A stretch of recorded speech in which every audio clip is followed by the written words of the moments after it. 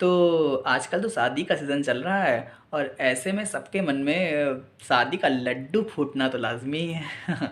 तो शादी का जो सबसे पहला स्टेप है जिसको हम लोग बोलते हैं दिखाई सुनाई, तो उसमें हम लोग क्या देखते हैं, फेशियल एक्सप्रेशंस, कलर, हाइट, ठीक है। तो इन सब के अलावा भी जो ज़रूरी है, एक और तथ्य जिसकी हम लोग आज बात करने वाले हैं वो है RH फैक्टर। क्या है RH फैक्टर? ठीक है, तो आप लोग ने कभी भी किसी का ब्लड ग्रुप देखा सुना होगा रिपोर्ट वगैरह, तो उसमें होता है कि किसी का ब्लड ग्रुप ए पॉजिटिव है, किसी का ए निगेटिव है, किसी का बी पॉजिटिव है, किसी का बी निगेटिव है। तो जो पॉजिटिव निगेटिव वर्ड्स आ रहे हैं यही शो करते हैं कि आपकी बॉडी में RH फैक्टर प्रेजेंट है कि नहीं।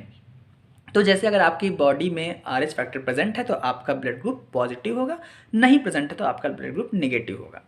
इसका एक बहुत बड़ा रोल है शादी के समय कि अगर एक ऐसा पुरुष जिसकी बॉडी में RH फैक्टर प्रेजेंट होता है उसकी शादी किसी ऐसी महिला से होती है जिसकी बॉडी में RH फैक्टर नहीं प्रेजेंट होता है, उससे हो जाती है। तो इनसे जो बनने वाली संतान होती है वो हमेशा RH पॉजिटिव होती है, यानी कि उसके ब्लड ग्रुप में RH फैक्टर प्रेजेंट होता है। ठीक है, अब देखो क्या होता है। ठीक है, जो फीमेल है यानी जो मदर है वो तो RH फैक्टर के लिए निगेटिव थी, यानी उसमें RH फैक्टर नहीं प्रेजेंट था, मगर उसका जो बेबी बना वो कैसा है, RH उसमें है, यानी अच्छा। तो पहले ये पता करते हैं कि RH फैक्टर है क्या। एक्चुअली RBCs जो होती हैं ब्लड में उपस्थित होती हैं और उस RBCs की सतह पे प्रेजेंट होती हैं RH प्रोटीन, जिनको हम लोग RH फैक्टर कहते हैं।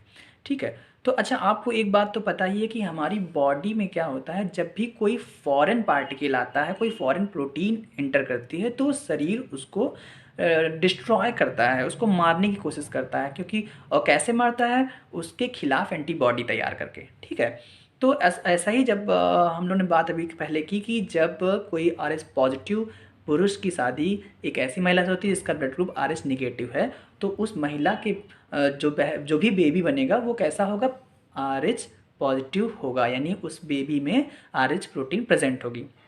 और हमको पता है बेबी और मदर का तो कनेक्शन रहता है ना प्लेसेंटा के थ्रू। तो बेबी का ब्लड जैसे ही मदर के ब्लड के कांटेक्ट में आता है, ठीक है, तो वो बेबी के ब्लड में उपस्थित रहती है RH फैक्टर प्रेजेंट होती है।